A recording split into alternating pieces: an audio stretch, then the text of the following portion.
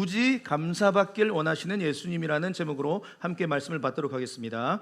오늘은 추수감사주일로 주님 앞에 올려드리는데요, 추수감사주일이 무슨 주일인가 그 유래를 잠깐 살펴보고 오늘 말씀을 한번 들어가 보도록 하겠습니다. 추수감사주일의 유래는 원래 1620년에 영국에서 102명의 청교도들, 다시 말하면 영국 안에서 종교적인 박해를 받던, 개혁 신학을 붙들고 살아가려고 했는데 영국의 왕으로부터 계속 박해를 받던 그분들이 믿음을 지키기 위해서 신앙의 자유를 찾아서 메이플라워호라는 배를 타고 미국으로 이렇게 이주를 했습니다.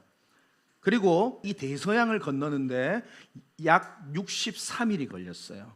63일이 걸렸고 거리는 5,440km, 목숨을 건 항해였습니다. 저렇게 오는 가운데도 꽤 많은 사람들이 죽임을 당했습니다. 그리고 도착한 다음 그들이 그곳에서 이제 농사도 하고 이제 삶을 살아가는데요, 첫 해에 약 절반이 죽습니다. 질병과 추위와 배고픔과 원주민들의 공격으로.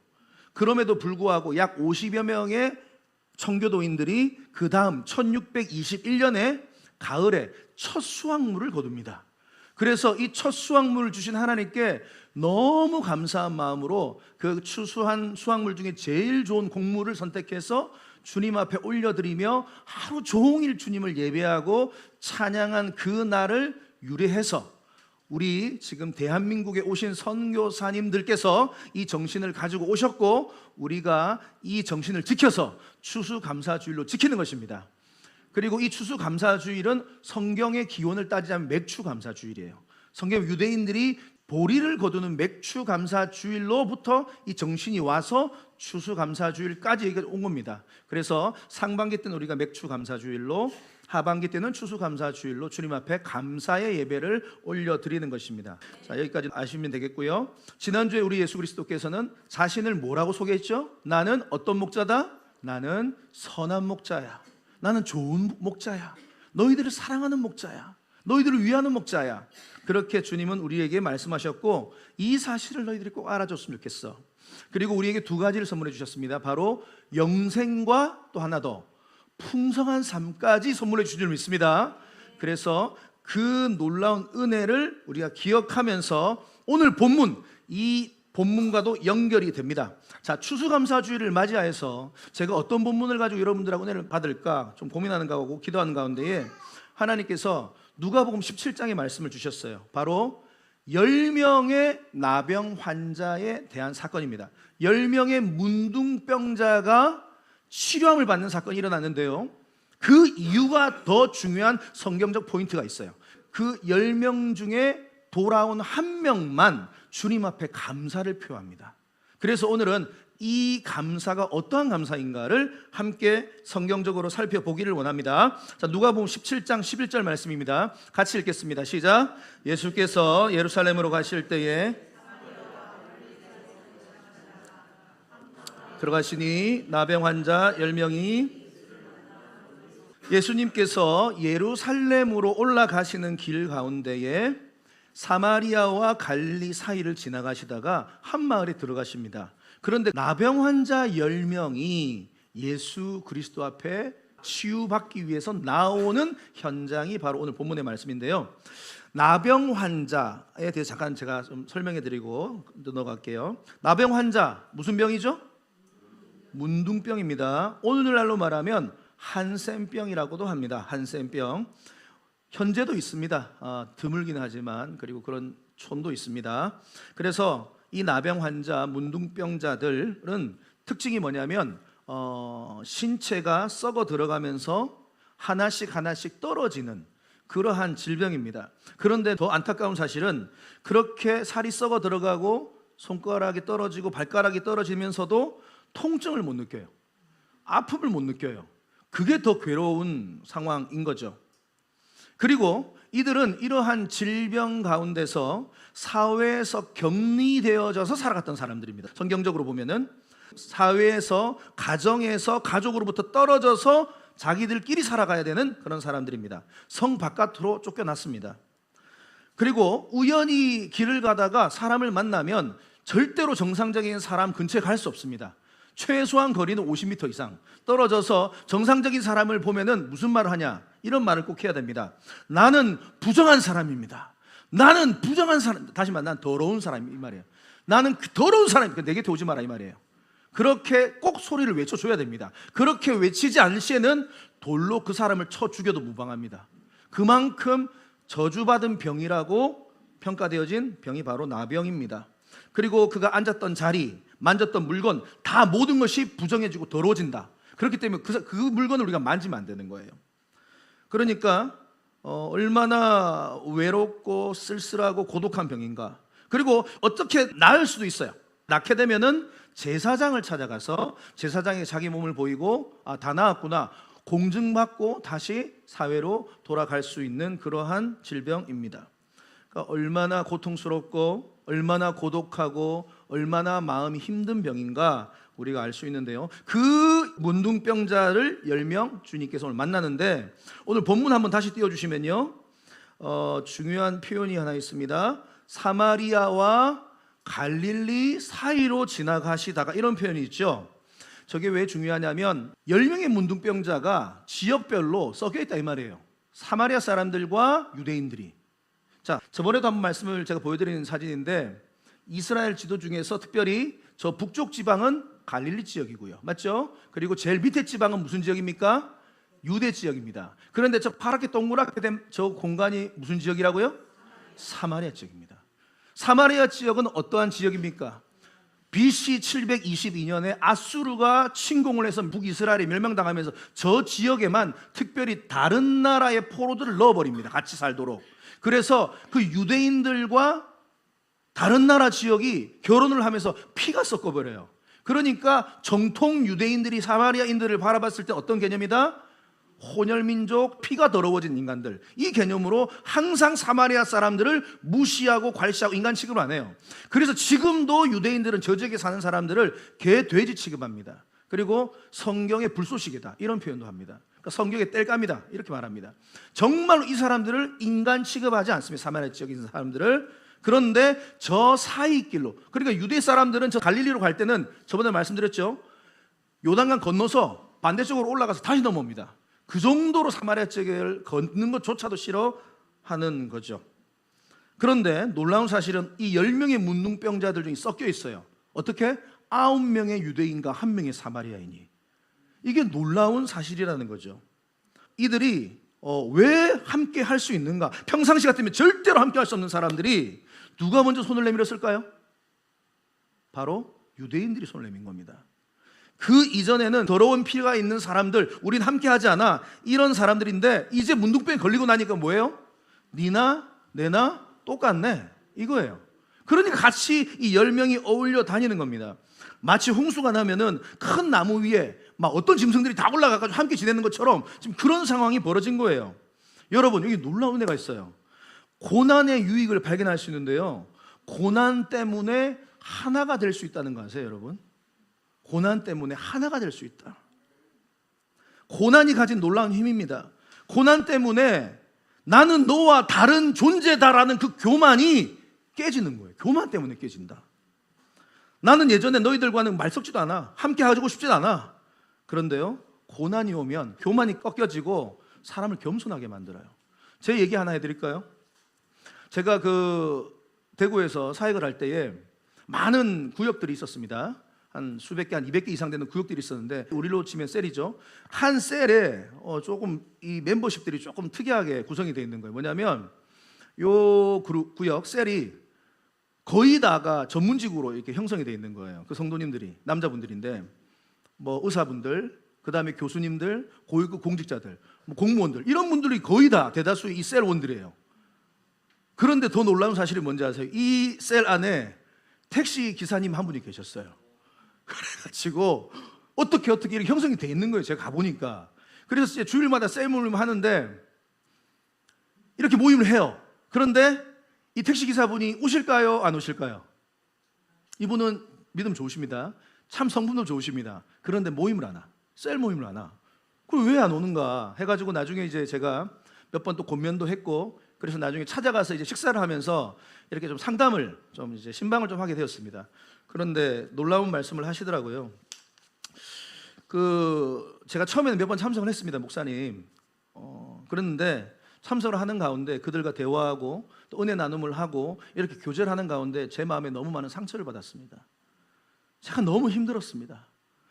너무 고통스러워서 두 번 다시는 제가 그 모임에 참석하고 싶지 않았습니다. 그래서 제가 안 갑니다. 이렇게 말하더라고요.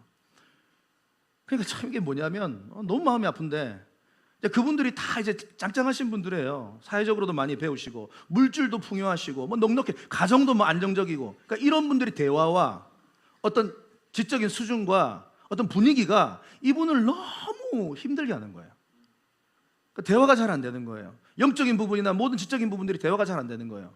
그래서 이분이 최선을 다해서 해보시려고 했지만 이분들이 눈에 보이지 않는 밀어냄, 눈에 보이지 않는 어떤 그런 격리가 있었던 것 같다라는 것을 제가 발견하게 된 겁니다. 사랑하는 성도 여러분, 우리도 예전에 보면은 잘 나가시는 성도님들이 계십니다. 제가 보니까. 그런데 그 잘 나가실 때는 우리가 그런 생각이 들어요. 저 사람 나보다 많이 못 가졌어. 저 사람 나보다 못 배웠어. 저 사람 나보다 수준 낮아. 그래서 별로 말 섞기도 싫고 함께 하기도 싫고 그랬던 분들 종종 있으세요. 그런데 그런 분들이 어느 순간 같이 와서 함께 예배하고 함께 셀 모임 하는 분들이 꽤 많이 계세요. 그거 왠지 아세요? 고난을 당해서 교만이 꺾여서 그래. 잘 나가다가 확 꺾이니까 이제 니캉네캉 비슷하다 이 말이지 이제. 여러분, 고난이 은혜예요. 고난이 은혜. 빌립보서 2장 3절 말씀 보십시오. 빌립보서 2장 3절. 그래서 주님이 이렇게 말씀하시는 거예요. 아무 일에든지 다툼이나 허영으로 하지 말고 오직 겸손한 마음으로 각각 자기보다 남을 낮게 여기라. 할렐루야. 여러분, 우리 미라클 교회는 그런 분 한 분도 안 계시길 바랍니다. 나 저 사람보다 좋은 학교 나왔는데, 나 저 사람보다 많이 가졌는데, 나 저 사람보다 똑똑한데, 나 저 사람보다 잘났는데, 이렇게 혹시나 마음 먹고 다른 사람들을 밑으로 보거나 얕잡아 보거나 함부로 하면은 그 주님 제일 싫어하세요. 겸손한 마음으로 자기보다 남을 낮게 여기래요.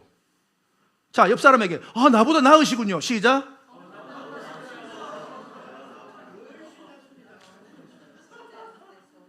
속으로는 절대 이거 정말 우리 하나님 싫어하세요.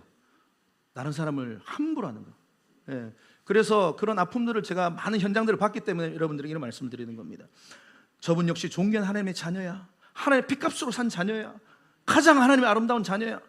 자, 영적 레슨. 고난 속에서 교만이 깨어짐을 감사하십시오. 고난 가운데 내 교만이 깨어졌다, 내 잘남이 깨어졌다. 이거 여러분 감사할 제목입니다. 감사할 제목. 자, 10명의 문둥병자들이 이제 치료받고 싶어서 주님 앞에 달려 나왔습니다. 그래서 가까이 가지 못하고 멀리 서서 주님을 부르는데요. 누가복음 17장 13절 말씀입니다. 여기 보면 이렇게 기록되어져 있습니다. 소리를 높여 이르되 예수 선생님이여 우리를 불쌍히 여기소서라고 말을 합니다. 가까이 갈 수가 없어서 멀리 떨어져서 소리를 지르는 겁니다. 지금 사진상으로 좀 가까워 보이지만 아까도 말했지만 50m 이상 떨어진 거리입니다. 소리를 높여 부릅니다. 예수 선생님 우리를 불쌍히 여겨주세요. 주의를 끌기 위해서 사력을 다해서 나오지도 않는 그 목소리를 쇳소리를 내면서 예수님을 부르고 있는 겁니다. 간절해서 주님 앞에 이것 좀 치료받고 싶어서. 심령이 가난한 자는 복이 있나니 천국이 저희 것이며. 여러분, 이 간절함이 축복인 줄 믿습니다. 정말로 내 인생이 풍족해서요 주님의 능력이 하나도 필요하지 않다? 그게 그럼 과연 복입니까? 그건 복 아니에요. 나는 주님 없으면 못 살아요. 나는 주님밖에 없어요. 나를 불쌍히 여겨주세요. 이렇게 부르짖는 게 복인 줄 믿습니다. 영적 레슨이에요. 고통을 통하여 예수를 찾음이 복입니다. 이게 역설적 복이에요. 풍족하고 완전하고 넉넉해서 주님 없어도 난 괜찮아. 이게요 저주예요 어떻게 보면은. 그런데 아까 찬양 인도자 말씀도 하셨지만 뭐 이런저런 상황과 어려움과 힘든 가운데서 주님 말고는 답이 없습니다라고 말하는 그게 축복인 줄 믿습니다. 그들의 부르짖는 소리를 듣고 누가복음 17장 14절에 보면 주님께서 이렇게 지금 하시는데요. 보시고 이르시되 가서 제사장들에게 너희 몸을 보이라 이렇게 말합니다. 참 저는 근데 성경을 연구하다 보면은 저런 부분이 저는 좀 이렇게 좀 특이하게 와닿아요. 보통 만약에 저기서 소리를 질러 이르시되 이렇게 말했거든요. 아까 13절에. 그러면 14절에 보통 어떻게 이어져야 되냐면 들으시고 이르시되 이런 표현이 나와야 돼요. 맞죠? 연결상 외치는 소리를 들으시고 말씀하시되 뭐 이렇게 해야 되는데 보시고 이르시되 이렇게 왜 저렇게 나오나? 참 난 저런 부분이 더 은혜가 돼요. 주님이 그들의 부르짐을 딱 듣고 가만히 그들을 한 사람 한 사람 본 거예요. 그들의 떨어진 코, 떨어진 손가락, 문드러진 얼굴, 그들의 간절한 눈빛 보신 거예요, 주님이. 그리고 주님이 그들을 향한 긍휼의 마음으로 지금 그들에게 치료를 시작하고 계시는 거예요. 오늘도 주님은 그 눈으로 저와 여러분을 보시는 줄 믿습니다. 보시고 이르시되 말씀을 뭐라고 하시냐 보면은 근데 여기서 또 이상한 말씀을 하세요. 아주 특이한 말씀하세요. 제사장들에게 뭐하라? 너희 몸을 보이라. 조금은 생뚱맞는 말씀을 하십니다. 왜냐? 지금 예수님께서 치료를 하시려면 어떻게 하셔야 되는 거예요? 이제 안수를 하시든가 맞잖아요. 뭐예요? 그 다음에 특별한 어떤 뭐 진흙으로 치료 행위를 하시든가 아니면 뭔가 지금 가다가 나을 거야 그러니까 가 이렇게 말씀도 안 했어요. 그런 어떤 저런 말씀을 안 하시고 행위를 안 하시고 뭐라고 말씀하십니까? 제사장에게 너희 몸을 보이라 이렇게 말합니다. 이게 특이하지 않습니까? 이게 말이 앞뒤가 안 맞는 거예요. 원래라면 제사장을 만나러 가기는 가야 되지만 언제 만나러 가는 거예요? 그 몸이 다 낫고 가는 거예요. 근데 지금 나왔어요 안 나왔어요? 안 나왔는데 가래요. 여기가 중요한 은혜의 포인트입니다. 아직 문둥병이 있어요. 그런데요 그들은 이미 나은 사람처럼 말씀을 붙들고 갑니다.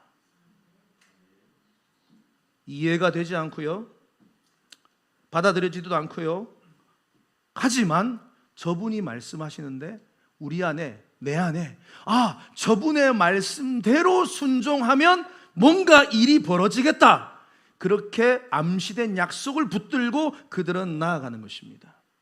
그리고 그들은 제사장을 향해서 달려가다가 가는 중에 깨끗함을 받게 되는 것입니다. 여러분 여기서 중요한 포인트는 뭐냐면 부르짖는 믿음. 주여 예수 선생님 우리를 불쌍히 여겨주소서. 이 부르짖는 믿음도 귀해요. 근데 더 귀한 믿음은 순종하는 믿음이에요. 영적 레슨입니다. 부르짖는 믿음보다 더 큰 믿음이 있는데요 순종하는 거예요. 지금 당장 이해가 안 되고 받아들여지지 않고 도저히 내 이성으로는 소화가 안 돼도 순종하는 믿음 가운데 기적은 일어난다. 그래서 여러분 자꾸 순종을 강조하는 거예요. 이 레슨을 이 영적인 가르침을 가르치는 어느 세상도 어디 사회도 없어요. 무조건 순종 이런 거 없어요. 세상은 여러분들 생각 느낌대로 하세요 감정대로 하세요 이렇게 하지. 근데 성경이 진리라는 게 바로 저는 이거예요. 순종하는 게 기적이 일어난다. 자 그리고 나서 15절 말씀에 보시면 그들이 가는 길 가운데 뭔가 이상한 일이 자기 신체 가운데 변화되고 있는 것을 경험하는데요 15절 그 중에 한 사람이 자기가 나은 것을 보고 그러니까 어느 시점인지 모르겠어. 그런데 그들이 예수님의 말씀에 순종해서 가고 있는데 가는 가운데 보니까 어느 순간 떨어진 내 손가락이 자라고 있고 내 썩어버린 피부가 하얗게 변하고 있고 내 떨어진 코가 자라고 있고 코가 있네 내 손가락이 있네 내 발가락이 있네 내가 눈이 떠지네. 충격적인 일이 벌어져요. 가는 길에 순종하고 가면 되는 거예요. 그런데 10명이 얼마나 소리를 치고 놀랐겠어요. 근데 그 중에 한 사람이 자기가 나은 것을 보고 큰 소리로 하나님께 영광을 돌리며 할렐루야 했겠지. 그리고 돌아와 예수의 발 아래 엎드려 감사를 표했습니다. 그 사람이 사마리아 사람이 항상 반전이에요. 항상 하나님 앞에 기적의 주인공들은 가장 약한 사람들, 연약한 자들, 부족한 자들. 여러분 나도 모르는 사이에 순종하는 가운데 기적이 일어나는 것입니다. 여기 보면요 그 중요한 포인트가 하나 또 있더라고요. 큰 소리로 이 표현이 있죠. 큰 소리로. 그런데 이 큰 소리가 오늘 본문에 두 번 나옵니다. 아까 전에 여러분들 주의 깊게 오늘 본문을 보신 분들은 15절에도 큰 소리가 나오죠. 근데 또 어디서 나오죠? 13절에도 큰 소리가 나옵니다. 큰 소리로 두 개가 나옵니다. 13절에 나오는 큰 소리로는 자기의 문제를 해결하는 큰 소리예요. 예수여 나 치료해 주세요. 예수님 나 고쳐 주세요. 예수님 나의 경제적인 문제 해결해 주세요. 예수님 제 허리 좀 낫게 해 주세요. 라는 문제를 해결하려는 부르짖음이죠. 좋습니다. 그런데 15절의 큰 소리는 무슨 큰 소리입니까? 문제가 해결되고 난 뒤에 감사합니다라는 큰 소리예요. 주님 감사합니다. 주님 고맙습니다. 여러분, 문제를 해결해 달라는 우리의 간절한 기도, 큰 소리 중요합니다. 그런데 더 중요한 큰 소리는요, 여러분들이 기도 응답을 받고 체험을 경험하고 은혜를 경험한 다음에 감사합니다의 더 큰 소리가 있길 바랍니다. 평상시에 새벽 예배 아침 기도 안 나오시는 성도님들이 어느 날 보면 아침 예배를 나오고 계십니다. 그러면 저 성도님 문제가 생겼구나. 목회자는 금방 마음 가운데에 그런 생각이 들죠. 열심히 다닙니다.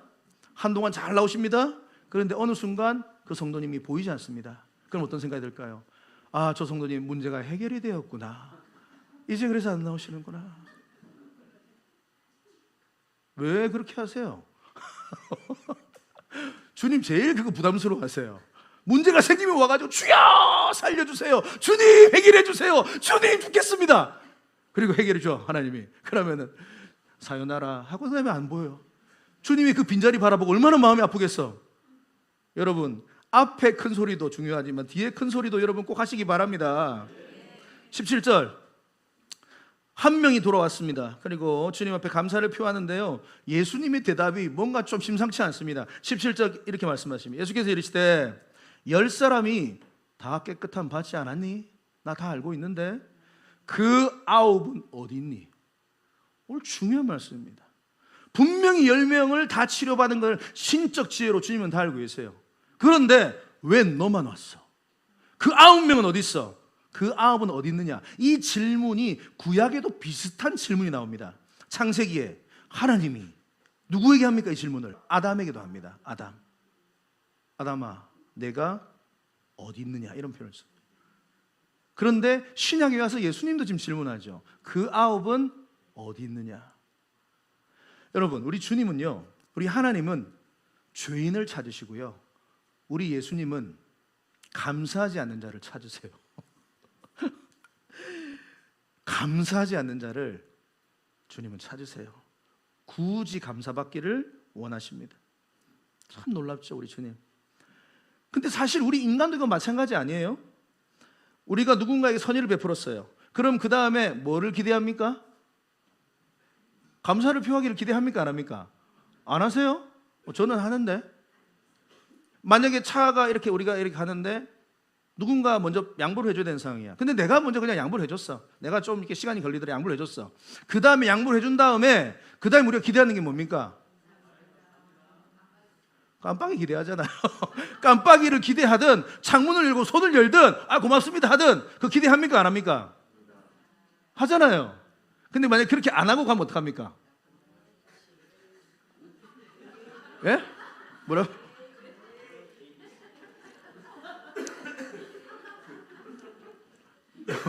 너무 본인들끼리만 얘기하고 웃으지 마세요. 무슨 말이세요?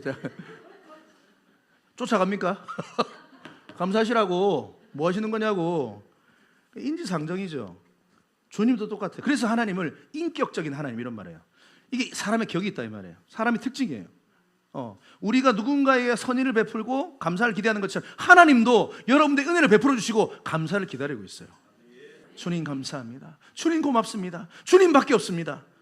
이 대답을 우리가 올해 미라클 교회가 그래도 개척이 되고 설립이 되고 그래도 감사하게 바로 이제 2군데 우리가 선교사님과 우리 목사님을 이제 한 해 잘 후원했습니다. 내년에 또 2군데 지금 우리가 뽑으려고 하고 있고요. 혹시나 여러분들 가운데 꼭 섬기기를 원하시는 목사님 또 선교사님 계시면 또 우리가 함께 또 논의해서 또 내년에는 2곳 정도 더 할 겁니다. 그래서 총 4곳이 되는 거죠.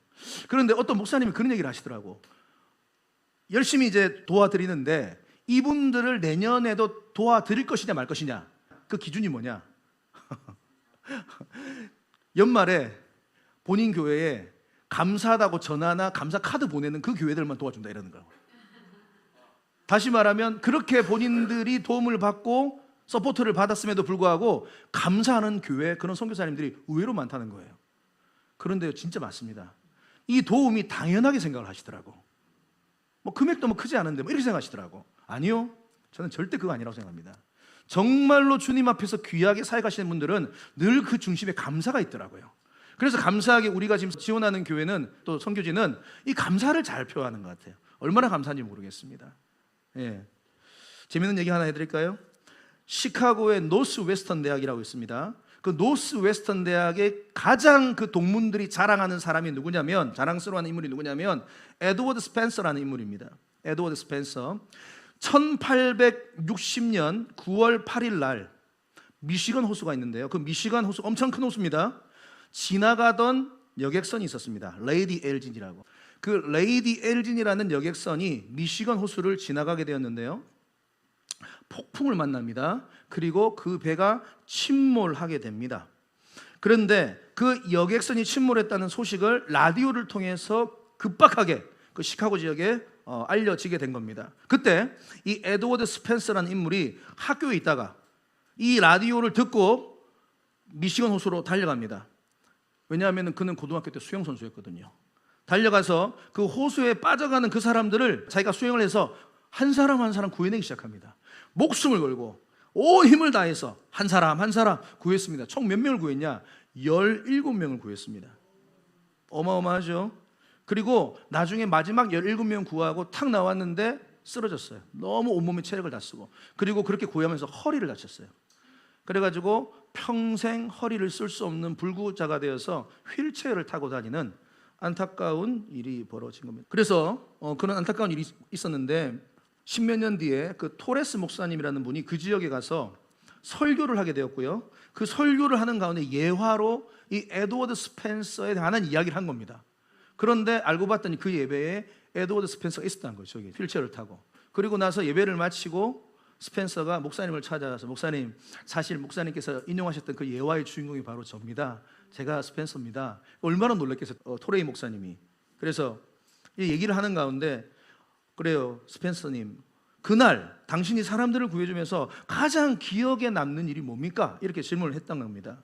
그랬더니 에드워드 스펜서가 하는 말이, 내가 그날 구한 사람이 총 17명이었는데 그 17명 중에서 단 한 사람만 저에게 감사를 표하고 나머지 16명은 나에게 아무런 말도 하지 않았습니다. 그런 말을 했다는 겁니다. 자기 감사를 표한 사람은 한 어린 소녀. 그 어린 소녀는 크리스마스만 되면 자기의 감사 편지와 또 선물을 보내준다는 거예요. 얼마나 섭섭했는가 그 마음에. 그런데 이 노스 웨스턴 대학은 오히려 영웅적으로 그를 아주 인정했고 그의 묘비명에 감사를 이렇게 표합니다. 에드워드 윌슨 스펜서, 그 다음에 레이디 엘진 히어로라고 적혀 있습니다. Saved 17 lives. 17명의 사람들을 구했다. 미시건 호수에서. 레이디 엘진의 영웅이다 이렇게 해가지고 그를 기념하는 묘비명을 세워준 겁니다. 여러분, 이게 바로 우리 주님의 마음이에요. 오늘 10명이 다 구원함을 받았는데 9명은 어디 갔느냐? 왜 감사를 표하지 않느냐? 지금 주님이 너무 속상하신 거예요. 세 가지 믿음이 나옵니다. 오늘 부르짖는 믿음 중요합니다. 그런데 이 부르짖는 믿음보다도 더 중요한 믿음 어떤 믿음요? 순종하는 믿음. 순종하는 믿음보다도 더 귀한 믿음이 있어요. 더 큰 믿음이 있어요. 감사하는 믿음이에요. 감사하는 믿음이에요. 할렐루야. 감사를 표하는 믿음.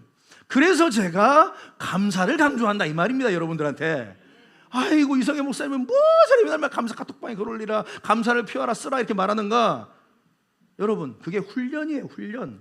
이 카톡방, 여러분 지금 많은 성도님들이 정말로 또 매일 올리시는 분도 많으시고요, 일주일에 한두 번 올리시는 분도 많은데 이 카톡방에 올라온 글을 저도 매일 읽습니다. 하지만 여러분 이거 아세요? 우리 주님도 읽으시는 거 아세요? 보신다 이 말이에요. 내가 오늘 너에게 이런 은혜를 베풀어 줬는데, 오늘 내가 너의 삶 가운데 이런 은혜를 베풀어 줬는데 너 과연 감사하냐? 지금 그거 보신다 이 말이에요. 에드워드 스펜서처럼 마음이 너무 상하게 만들지 마시기를 바랍니다. 여러분 이런 생각이 들 수 있어요. 아이고 목사님, 70평생 제가 그런 거 안 해보다가 지금 하려고 하니까 너무 쉽지 않습니다. 이거 신문물 만지는 것도 쉽지도 않고 쓰는 것도 쉽지도 않고 바쁘고 그렇습니다. 그런데 여러분 기억하세요. 오늘 돌아와서 굳이 감사를 표한 그 한 사람, 그 사람은 그 감사를 표하는 게 쉬웠을까요? 어렸을까요?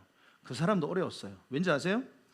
가는 길에 몸이 나은 것을 확인했어요. 자, 그럼 어떻게 하겠어요? 보통 상식적으로 생각하면 여러분들이 만약에 그래 나았어. 그럼 어떻게 그 다음 액션이 뭐예요? 예수님 찾아가서 감사해요? 할렐루야지 그러면. 근데 대다수의 사람은 그렇게 안 할 겁니다. 나왔어. 어디 가? 제사장 가야. 제사장을 먼저 가야지. 제사장을 먼저 만나러 가서 나왔다는 것도 공증받고 그 다음에 어디 가야 돼요? 집으로 가야지. 그 다음에. 왜? 사랑하는 내 가족들을 보고 싶으니까, 내 자녀들을, 내 아내를, 내 남편을, 내 부모님을 보고 싶으니까 달려간다 이 말이에요. 또 어떤 분들은 그동안에 내가 병 걸리기 전에 내가 모아놨던 재산들이 있어. 그거 어떻게 됐노? 이거 내가 자리나 봐야 한다. 달려가. 자신의 밭과 재산이 잘 있는지 확인하려고 하고, 또 꼭 굳이 지금 가야 되나? 나중에 가면 되지 뭐, 바쁜데. 별의별 생각이 다 들 수 있어요, 없어요? 그런데 그 생각을 다 커트 핑계 대지 않냐고 바로 예수님에게 달려갔다 이 말이에요. 여러분, 우리도 똑같아요. 아유, 감사 카톡 글 올리는 거 귀찮아. 이거 오늘 뭐 특별히 감사한 것도 없는데. 다 여러분 눈을 아래로 쳐다보시네. 다 저를 보세요. 아이고 귀찮아 죽겠어. 이거 뭐하러 내가 올려. 아이고 바빠 죽겠는데. 자꾸 죽겠네 이랬으면. 아이고 살겠는데. 왜 내일 바쁜데 이렇게 자꾸 나 힘들게 하냐. 내일 바쁜데 내일 하지. 혹시 내가 또 이거 올리면 다른 사람들이 보고 나를 어떻게 생각할까? 어떡하지? 그런 생각. 여러분, 좀 그런 핑계 변명거리들을 좀 내려놓고 순종하시기 바랍니다. 순종하는 분들이 계세요. 우리 이레더자를 중심으로 순종하는 분들은요, 어떤 모습이 보이는지 아세요, 여러분?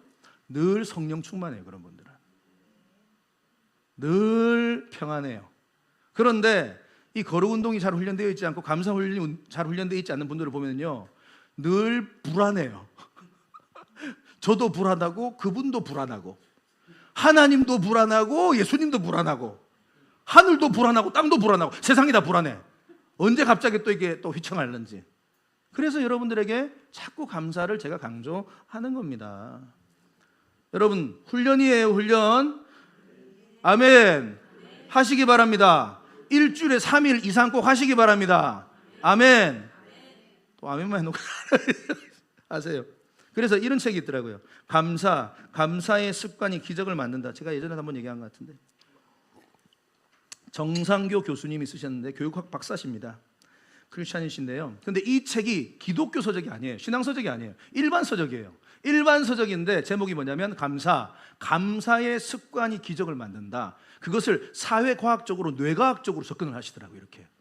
그래서 왜 감사의 습관이 그의 인생을 바꾸는가, 그런 내용이 나와 있어요. 이 책에 보면은. 그러니까 잠깐만 말씀해드리면 이런 내용이에요. 어떠한 사람이라 할지라도 다 나고 자라면서 상처를 받는다 이 말이에요. 크든 작든, 아무리 넉넉한 집안에 태어나도, 아무리 사랑받는 집안에 태어나도 다 상처를 받는다 이 말이에요. 그러면 본능적으로 인간은 어떻게 흘러가냐면 불평으로 흘러간다 이 말이에요. 상처를 받아. 왜 내 부모는 나한테 이렇게 했어? 왜 내 배우자는 이렇게 나한테 했어? 왜 저 사람은 나에게 이렇게? 불평으로 이게 흘러간다 이 말이에요. 광야의 이스라엘 백성들처럼. 그러면 그 불평이 어떻게 되냐면 습관이 된답니다. 습관이 형성이 돼가지고 이제는 그게 습관이 박혀버리면, 제가 저번에 생각이 할 때 얘기했지만, 감사하는 일이 그 다음에 발생하잖아요. 그럼 감사하는 법을 잃어버린대요. 왜냐? 항상 불평으로 일관해 왔으니까. 그러니까 어떻게 감사해야 될 줄 모르는 거예요. 이제 진짜로 감사한 일이 생겼다고 그냥 무덤덤하다 이 말이에요. 인지를 못한답니다. 그러다가 한평생 불평 불만하다가 죽음을 맞이한다. 그래서 감사 습관이 중요하다. 그러면서 나오는 글귀가, 이런 글귀가 있는데요. 감사 습관은 부정적으로 왜곡된 감정을 통제한다. 부정적으로 잘못된 감정, 다시 말하면 이 사단이 우리의 생각을 딱 줬을 때 부정적 감정이 흘러가는 것을 감사가 막는데요. 통제함으로써 삶을 균형 잡힌 시각으로 바라보게 하고, 그러니까 밸런스 있게 삶을 본다 이 말이에요. 객관적으로 수용하게 해주는 무한한 에너지의 원천이 된다. 감사 습관을 가짐으로써 비로소 진정한 삶의 가치에 대해 눈뜰 수 있게 되고, 그러니까 진정 우리에게 베풀어 주신 이 모든 삶이 얼마나 아름다운가, 얼마나 가치 있는가를 진짜로 알고 싶으면 감사하라 이 말이에요. 그리고 눈뜰 수 있고, 마지막, 언제 닥칠지 모르는 고난과 역경을 극복할 힘을 제공받는다. 우리 인생을 살아다 보면 분명히 고난이 오고 역경이 오는데 그걸 극복할 힘이 감사에 있대요. 놀라운 인사이트입니다. 영적 레슨 우리가 함께 여기서 또 나누시죠. 불평 습관 버리고 감사 습관을 만드시기를 바랍니다. 아멘. 그래서 주님께서 데살로니가전서 5장 16절에 18절에 이렇게 말씀하시는 겁니다. 항상 기뻐하라, 쉬지 말고 기도하라, 범사에 감사하라. 이것이 그리스도 예수 안에서 너희를 향하신 하나님의 뜻이니라. 이 뜻이 무슨 말인지 아세요? 하나님의 소원이다 이 말이에요. 너희들은 내 자녀고 내가 핏값으로 산 너희들은 내 소유인데 너희들은 이런 삶을 살아라. 이 땅에서 항상 기뻐하며 살아라. 이 기쁨은 무슨 기쁨이에요? 조건의 기쁨이 아니에요. 이건 근원적 기쁨이에요. 내가 하나님께 은혜를 받고 십자가의 보혈로 고소를 받았고 내 삶에 항상 풍성한 삶이 펼쳐지는, 주님이 나와 함께 동행하는 그 기쁨을 말하는 거예요. 그 다음에 기쁨과 그 다음에 뭐예요? 쉬지 말고 기도하라. 우리 영혼의 호흡, 날마다 성령님과 호흡하면서 기도하면서 그렇게 삶을 살아가라. 그런데 여러분 18절이 좀 생뚱맞잖아요. 자, 하나님의 소원을 말하는데 세 가지를 얘기하는데 처음엔 기쁨, 두 번째는 기도. 그럼 세 번째가 뭐가 와야 될 것 같아요? 올 거 정말 많거든요. 근데요, 감사가 와요. 놀라운 사실입니다, 여러분. 우리 하나님은 간절한 소원이 있는데 우리가 항상 기뻐하고요, 늘 성령님과 교제하며 기도하면서요, 범사 all circumstances, 모든 상황 속에서 감사라 이 말이에요. 이게 너희를 향한 나의 소원이다. 다시 말하면 여러분들이 잘 될 때도 있지만 안 될 때도 있잖아요. 시험에 떨어질 때도 있고, 내 경제적으로 힘들 때도 있고, 몸이 아플 때도 있고, 뭔가를 잃어버릴 때도 있어요. 그때도 너희들은 감사하라. 왜? 내가 너의 목자가 되기 때문에 그렇다. 내가 너와 함께하기 때문에 그렇다. 아멘이십니까 여러분? 다니엘도 그렇게 감사 기도했잖아요. 왕의 조서에 도장이 찍힌 것을 알고도 자기 방으로 돌아가 예루살렘을 향한 창문을 열고 주님 앞에 무릎 꿇고 하루에 3번 하나님께 감사 기도를 드렸습니다. 자, 감사를 표시하러 오지 않은 아홉을 되게 지금 책망하시면서 감사를 표한 그 한 사람을 이제 축복하시는데요. 보세요. 18절. 이 이방인 외에는 하나님께 영광을 돌리러 돌아온 자가 없느냐 하시고 19절. 그에게 이르시되 일어나 가라. 내 믿음이 너를 구원하였느니라. 이게 왜 놀라운 말씀이냐면 지금 감사하러 예수님께 돌아온 그 모습을 뭐라고 좀 말하고 있습니까? 하나님께 영광을 돌린다 이런 표현을 씁니다. 여러분 놀란 말이에요. 우리가 매일 감사 카톡방에다가 그 사소한 감사 카톡 올리죠? 그게 하나님 앞에 영광 올려드리는 행위래요. 여러분들 입술로 고백하는 그 말이 하나님 앞에 영광 올려드리는 행위예요. 얼마나 멋집니까 감사가. 얼마나 멋집니까. 그리고 더 나아가서 19절에 보니까 일어나 가라 너의 믿음이 너를 구원하였다. 이 말은 그가 육신의 질병도 지금 치료함 받고 구원받아서 왔는데 그의 영혼의 구원까지 주님이 선물로 주신 줄 믿습니다. 여러분 이게 놀라운 포인트예요. 감사를 주님 앞에 굳이 표하잖아요. 그럼 우리 주님께서는 보너스 축복을 주세요. 여러분 이 복을 받아 누리시길 바랍니다. 당연한 거 감사하지 말고요, 어떤 상황에도 감사하면 주님은 감동받아가지고요 플러스 복, 보너스 복, 1+1 복을 주시는 줄 믿습니다. 이게 주님의 은혜예요. 자, 영적 레슨입니다.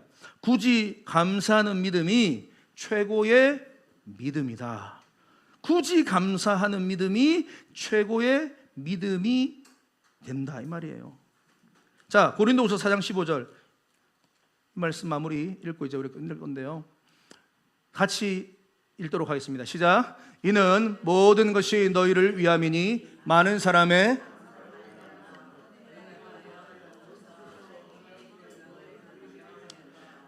이게 감사에 관해서 중요한 말씀인데요, 무슨 말인지 잘 모르는 사람들이 우리가요 하나님 앞에 감사하는 믿음으로 살아가잖아요. 그러면 은혜가 더한대요.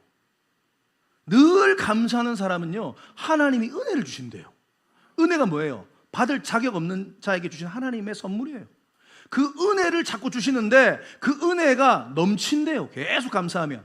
그래서 하나님 앞에 영광 올려드리는 삶을 살 수 있대요. 여러분 놀라운 영적 비밀이 여기 있는 줄 믿습니다. 여러분 감사, 굳이 감사하시기 바랍니다.